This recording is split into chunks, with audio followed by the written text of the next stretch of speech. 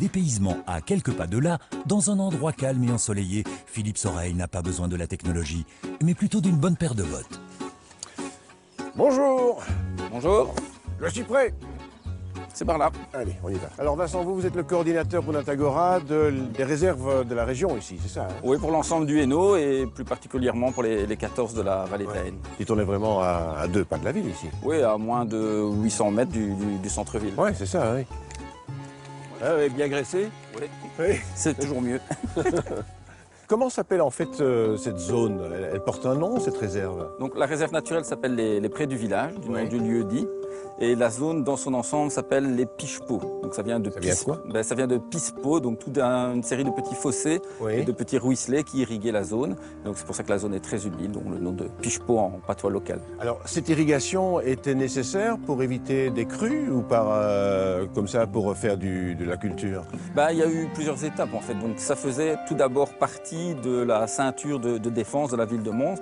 Toute une série de marécages existait avant. Puis plus récemment, il y a un siècle, c'est une zone qui a été utilisée pour le maraîchage. C'est gestion et protection? Les deux sont indissociables en fait. Donc on doit, pour protéger, parfois gérer la nature, car ici notamment, ça aurait tendance à s'embroussailler et à se boiser assez rapidement. Alors il y a une richesse aussi au niveau de la biodiversité à conserver ici? Tout à fait, oui. En tout cas en botanique, au niveau des plantes des marais, comme on voit ici autour de nous, mais également au niveau des oiseaux des marais, parce qu'on a déjà par exemple le râle d'eau, qu'on s'attendrait à trouver dans des vastes marais comme à Archie ou autres. Mais dans ce petit marais de 7 hectares, il y a déjà du râle d'eau, il y a déjà du phragmite des joncs, des espèces vraiment spécifiques des marais. Vous avez besoin de coups de main? Tout à fait, oui, toujours. Bon, j'ai 3 superbes nanas à votre disposition qui vont arriver nous rejoindre. Super.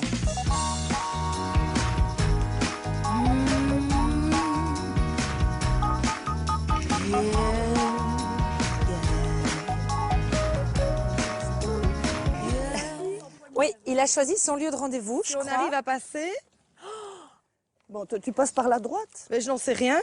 La première, je vous regarde. Mais voilà. Et oui les filles, découvrir la nature, ça se mérite.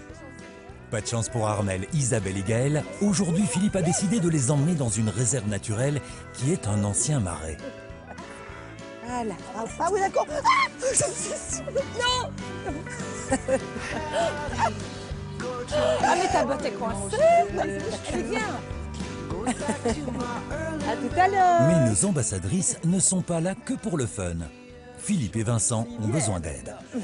Ah, ben voilà. Philippe, tu as choisi ton endroit. Hein. N'est-ce pas?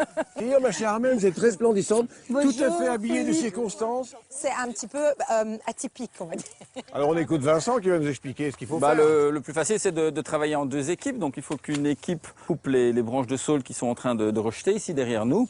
Et la Moi, je veux bien couper, j'adore couper. Voilà. Pas de problème. Et la seconde équipe doit prendre les branches et les mettre en tas au pied des arbres. Ok, bon, on se met au travail.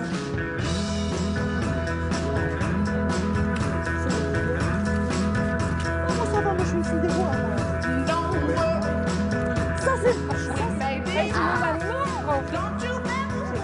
Ce qu'on taille là, c'est quoi exactement? Ça, c'est du saule en fait. Ah oui. Voilà, c'est cet arbre qui a éclaté et qui a commencé à s'enraciner sur le sol. Et alors, il faut tout enlever. Voilà, si on ne veut pas que ça colonise le marais, parce que chaque branche peut reprendre et donner un nouveau saule, il faut enlever cette branche Il qui faut est... chaque fois enlever. Voilà. Alors Vincent, j'imagine que le travail des bénévoles est indispensable ici. Hein? Oui, tout à fait. Donc dans le domaine de la protection de la nature, on n'a malheureusement pas énormément de subsides. Et ceux-ci vont plutôt en diminuant. Donc le travail des bénévoles reste prépondérant dans la gestion des réserves naturelles. Comment devient-on bénévole? Il faut avoir un peu de temps libre, principalement le week-end. Et puis vous trouvez toutes nos activités de gestion sur le site natagora.be. Vous trouvez les sites, les gestions pour toute la Wallonie sont repris sur le site en fait. Mais écoute, je pourrais venir travailler, moi j'adore tailler. Oui, surtout on a 150 réserves naturelles sur toute la Wallonie, donc il y en a sûrement près de chez vous, sans problème. On se fera un petit selfie? Souvenir? Oui, ok. Ouais, on se fait un selfie, enfin on fait une photo de nos pieds parce que moi je veux quand même un Ah souvenir. oui, non, c'est évidemment ça qu'il faut faire. Attention. Voilà, les bottes. Ça c'est surprenant parce qu'on est à 5 minutes à pied de la ville et que tout à coup on se retrouve, on se retrouve en pleine campagne et puis les activités en plein air c'est génial et donc moi j'ai On est sourcé là. on kiffe toute la journée. Ouais. Si vous aussi vous vous sentez une âme d'élagueur, n'hésitez pas à contacter Vincent et ses collègues de Natagora. Ils sont toujours à la recherche de bénévoles.